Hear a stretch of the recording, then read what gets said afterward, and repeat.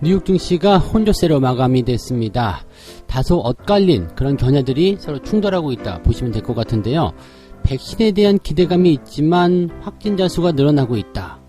경기가 좋아지고 있지만 지표가 조금 애매하다. 뭐 이런 것들이죠. 그래서 지표가 안 좋은 것에 대해서 뭐 정책적인 부분이 나타날 수 있지만 정책도 뭔가 좀 모자란 것 같다.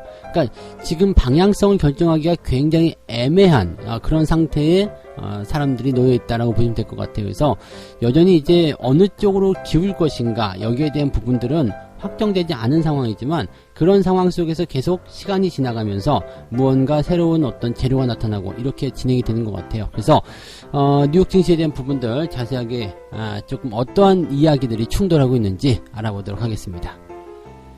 신용거래 융자액이 역대 최대치라고 합니다. 요즘에 신용융자액 계속 늘어나는 것, 뭐 약간씩 걱정스러워하고는 있습니다만 시장이 워낙 세기 때문에 이렇게 신용이 늘어나는 것조차도 그냥 다 포용해버리는 그런 모습인 것 같습니다.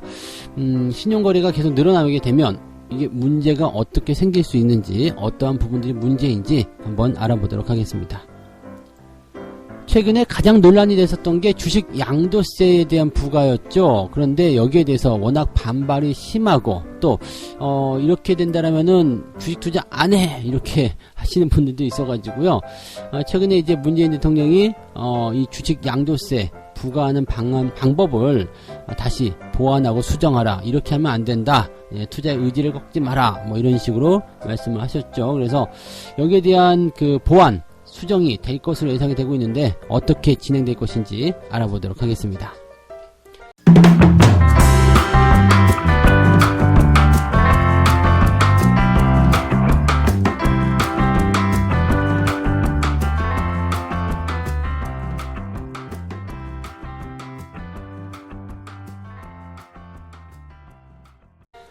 네, 반갑습니다. 오늘은 7월 18일 토요일입니다.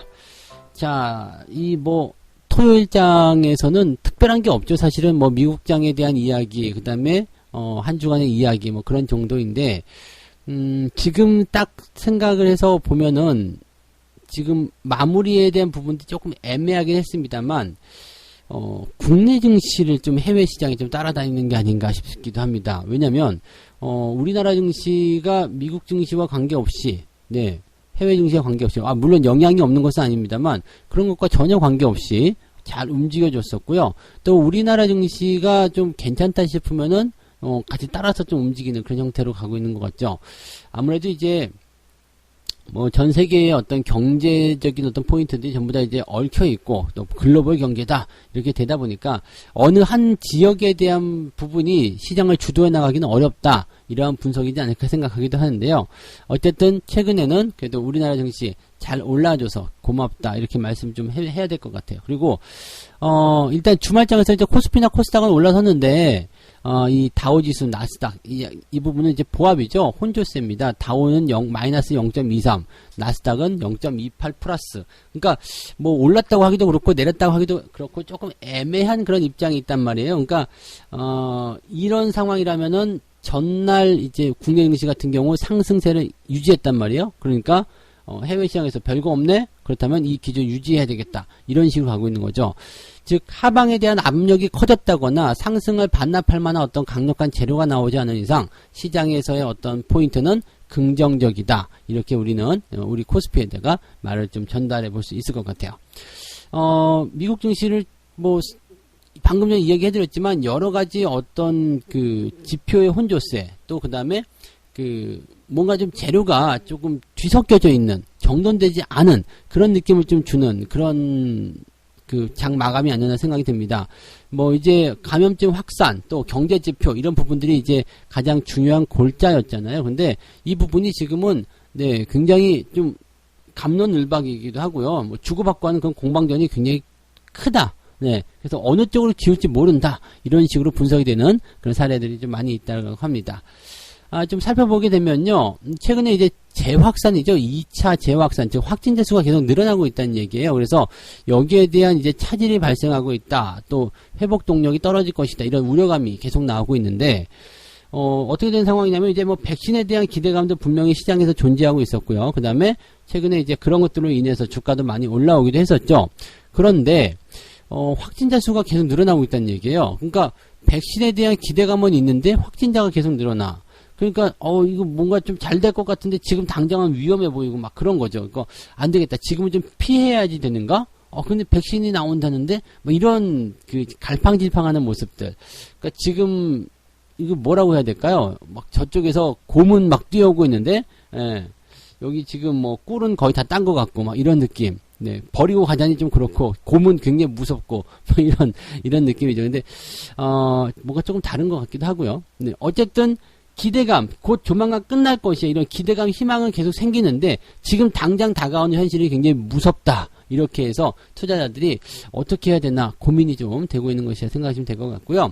경제지표도 약간은 좀 애매한 게 나왔어요. 이 소비자 태도지수, 이 소비자들이 어떤 식으로 마음을 먹고 있느냐, 즉 심리에 대한 부분들을 다루는 게 이제 소비자 태도지수인데 예비치가 이제 73.2가 나왔네요. 그래서 지난달에 확정치 78.1에서 하락을 해버렸고요.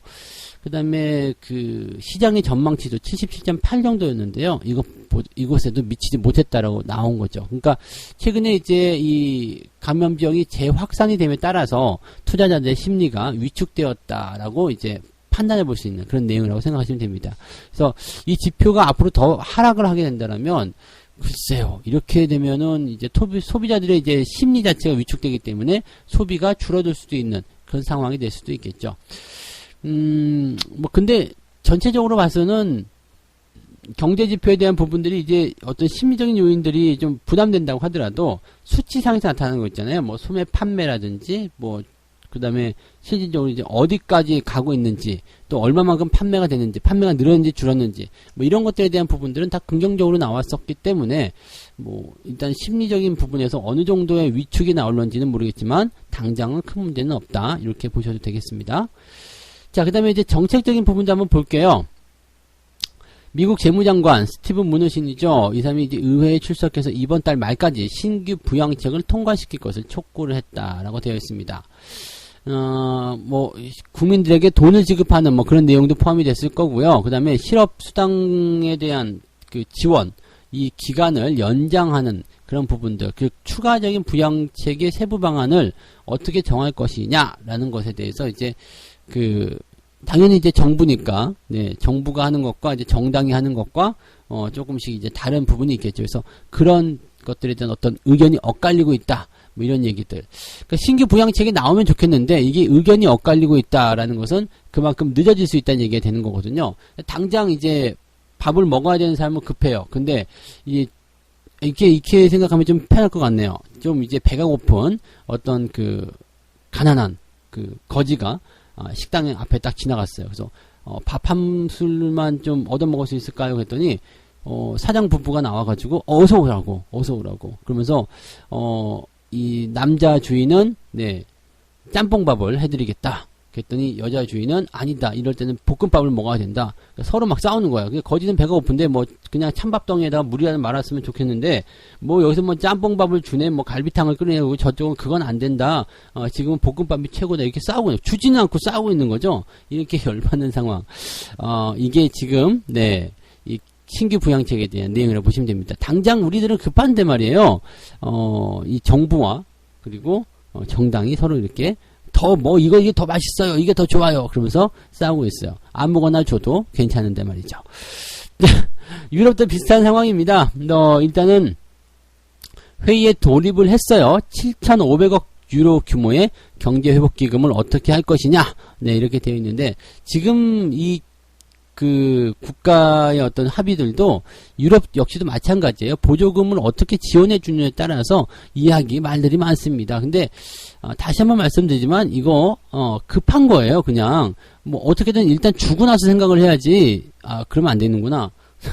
어떻게든 뭐라도 줘야지. 네가 좋다 내가 좋다 이게 중요한 게 아니라 좀 더 효과적으로 어떻게든 빨리든 결정을 도출을 해서 투자 심리를 극복시키는 쪽으로 가시는 것이 중요하다. 이것이 오늘 중요한 골자가 되겠습니다. 그러니까 지금은 어떻게 보면 불확실성이라기보다도 결정되지 않은 것에 대한 답답함, 네, 백신이 빨리 나왔으면 좋겠는데 아직 안 나온 것에 대한 답답함, 경기 부양책이 빨리 됐으면 좋겠는데 빨리 결정을 안 해주는 것에 대한 답답함, 네, 뭐 그런 정도라고 봐야 되겠죠. 네, 그래서 보통 이제 그 어떤 악재나 재료나 또는 상황이 전환이 될 때 이러한 국면들 많이 거치고 지나가요. 그러니까 거기에서 너무 걱정하지 않으셨으면 좋겠다, 이 말씀을 좀 드려봅니다. 자, 두 번째 이야기 가도록 할게요. 네, 통화량 증가액과 신용거래 융자 금액이 역대 최고치를 찍었다. 그만큼 시장에 더 돈이 많이 들어왔다, 이런 얘기겠죠. 통화량 증가액이 1986년 통계가 작성된 이후 최대 규모다라고 되어 있습니다. 통화량. 와, 이 통화량이 늘었다는 것은 이제 그 돈이 많이 돌고 있다는 이야기나 마찬가지인가. 아주 뭐 쉽게 얘기하면 돈이 많이 돌고 있다. 네, 돈이 많이 돌고 있다. 금액으로 35조 4천억 원이 증가했다라고 되어 있습니다. 그만큼 돈들이 바깥으로 많이 튀어났다는 이야기인데, 이렇게 통화량이 증가하게 되면 일단은 유동성이 풍부해진다고 좀 볼 수가 있는 내용이기도 합니다. 그래서 어쨌든 간에 돈이 많이 돌아다니는 것은 뭐 시장을 참여하는 입장에서는 그렇게 나쁜 소식은 아니에요. 그러니까 이런 것들은 지금 뭐 돈들이 많이 돌아다녀? 장사도 잘 되고 뭐 아니면은 그 뭐라 그럴까요?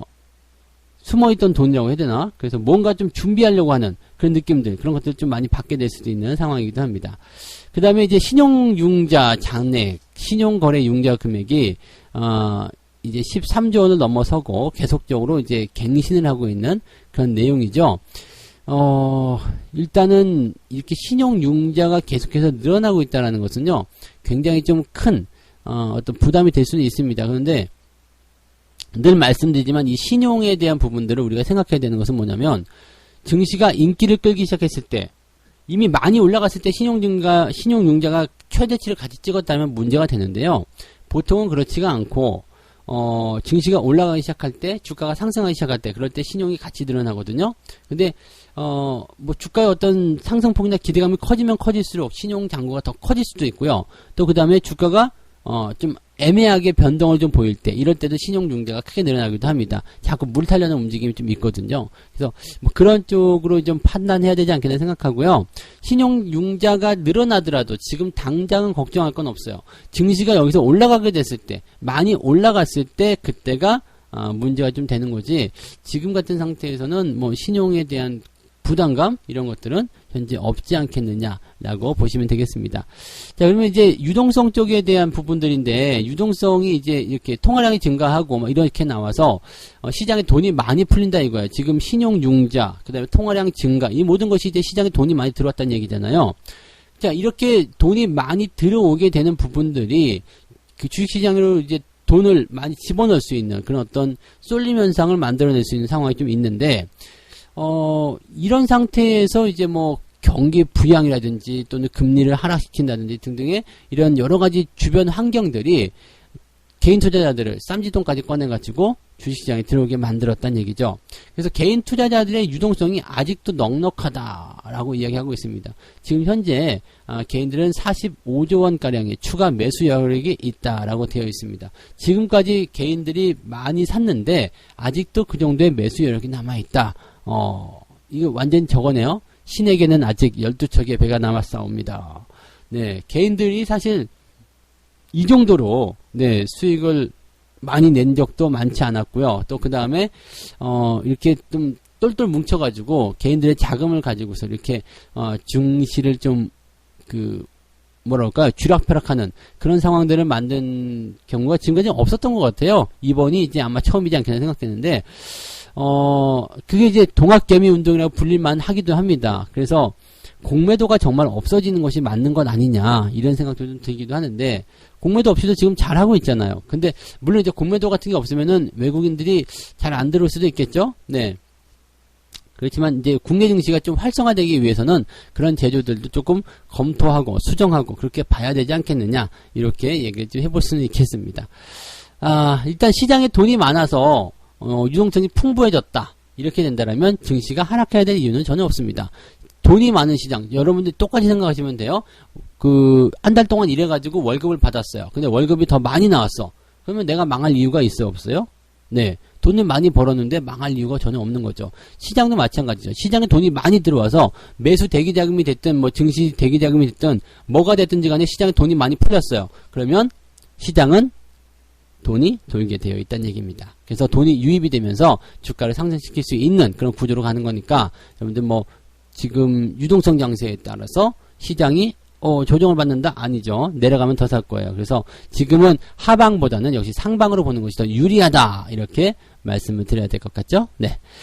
자, 마지막 소식 전달해 드리도록 하겠습니다. 개미들 주식 양도세 부과에 제동을 걸었다. 지금 주식 양도세에 대한 부분들 때문에 굉장히 좀 말들이 많았었어요. 금융세제 개편안을 발표한 지 22일 만에 투자 의욕을 꺾어서는 안 돼! 그러면서 손질하라라고 이제 지시를 했다고 합니다.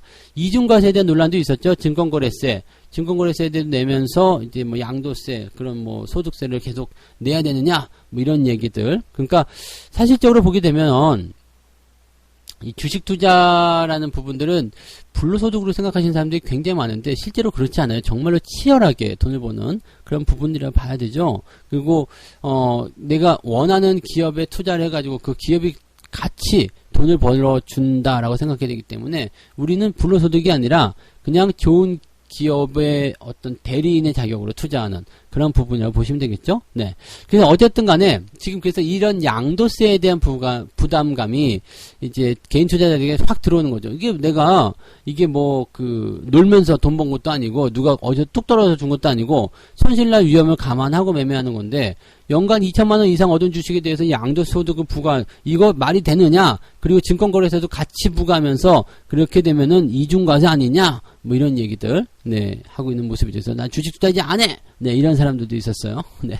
하지만 주식 투자를 하지 않으면 안 돼요. 왜냐면은 주식 투자를 해야지만이 여러분들이, 향후에도 계속적으로 좀 든든한 그런 배경이 될 수도 있고요. 또 경제적 자유를 이루는 지금 같은 초저금리 시대에서 뭘로 부자가 되느냐 말이에요. 그러니까 주식만한 그런 게 없기 때문에 모든 국민들이 이렇게 주식에 대한 어떤 올바른 인식이라든지 이런 것들을 가지고서 들어가면 좋겠다 생각이 좀 듭니다.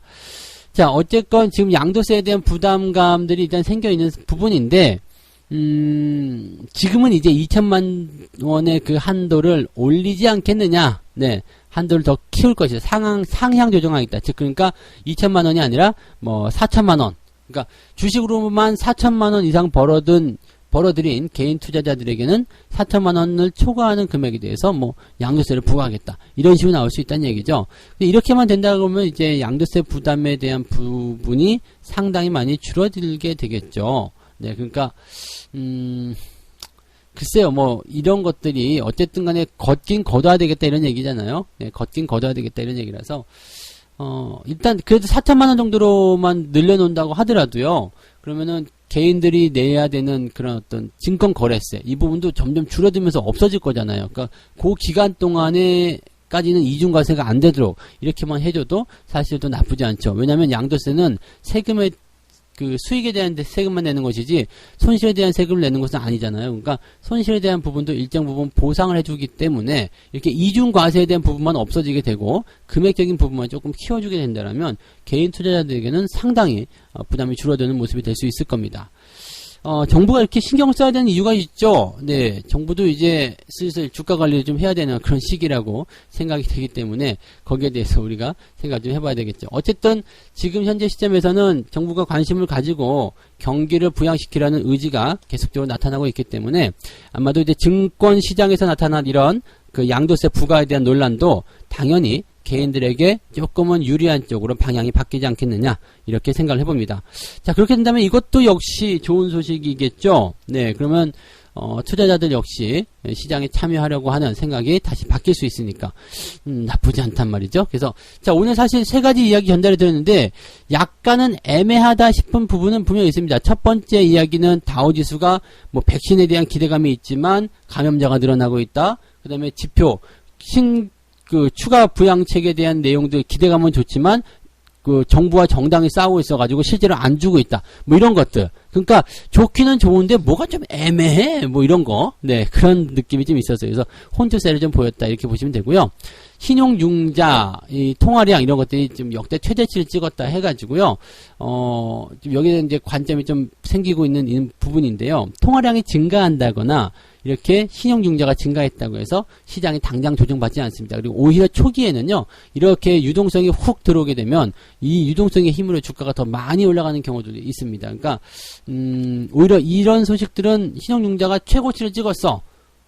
사실 꼭대기 어느 정도 많이 올랐다면 걱정을 좀 하겠는데 올라온 것도 없는데 뭐 신용융자 걱정할 거 뭐 있냐? 일단은 그냥 가자. 네. 이렇게 얘기를 해보셔야 되는 부분이 아닐까 생각했죠.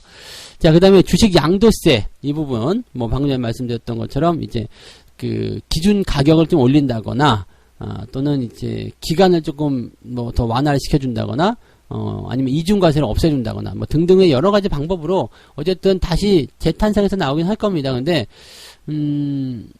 일단 요거 자체도 뭐 나쁜 건 아니겠죠. 시장에 이제 자금들을 막 끌어당길 수 있는 그런 요소가 되는 거고, 또 이제 어떤 정부의 평가라든지 이런 것들이 좀 필요한 시기이기 때문에 이런 것들을 통해서 투자자들 좀 달래준다라면 상당히 좋은 인상을 받지 않을까 생각합니다. 그래서 이런 것들이 이제 정부라든지 시장에 지금 주어진 그런 과정들이기 때문에 시장은 약간 혼란스럽긴 한데 그래도 은근히 속으로 좋은 거, 뭐 그런 정도의 느낌이라고 좀 봐주시면 좋을 것 같습니다. 자, 책 한 꼭지 읽고 시장 마무리하도록 하겠습니다. 주식에 대한 지식이 필요하고 시장의 운영 원리를 파악해야 된다. 게임의 원리를 모르면서 어떻게 게임으로 상대의 수를 읽고 승리할 수 있겠는가. 투자도 게임과 마찬가지로 방법을 모른다면 성공할 수가 없다. 우리가 주식 공부 열심히 해야 되는 이유는 여기에 있어요. 사실 뭐 시황 같은 경우도 중요하겠습니다만 내가 주식 투자를 할 때 어떻게 마음을 먹고 해야 되는지 저는 이제 간단하게 한번 정의를 해드리면 주식 투자를 할 때는 멀리 보고 하시면 좋습니다. 멀리. 당장 눈앞에 있는 것보다도요. 멀리. 그러면은요. 멀리 숲을 보고 그 다음에 나무를 보라고 하잖아요. 그러니까 멀리 내다보면은요. 그만큼 시야가 넓어집니다. 그래서 지금 당장 흔들리는 거 아유 뭐 지금 당장 급등하는 거 아유 뭐 좀 급등 좀 말고 너 말고도 많아. 그 다음에 지금 당장 뭐 변동성이 좀 확대되더라도 이거 봐 계속 좋아졌기 때문에 지금 자리는 기회가 될 수 있어. 이런 느낌들을 가질 수 있는 거죠. 그래서 시야를 조금 넓게 가지고요. 게임의 법칙, 네, 주식의 법칙을 꼭 한번 깨달아 보시기 바랍니다. 자, 주말 동안에 네, 비 소식도 조금 있고 그렇습니다. 그렇지만 편안한 주말, 즐거운 주말 보내셔야 되겠죠? 주말 동안에는 주식 걱정 싹 잊어버리시고요. 힐링 잔뜩 하시기 바랍니다. 그리고요. 일요일, 내일 저녁부터 다시 주식 걱정을 하러 모여주시면 되겠네요. 자, 편안한 주말 되시기 바랍니다. 저는 여기서 물러가겠습니다. 고맙습니다.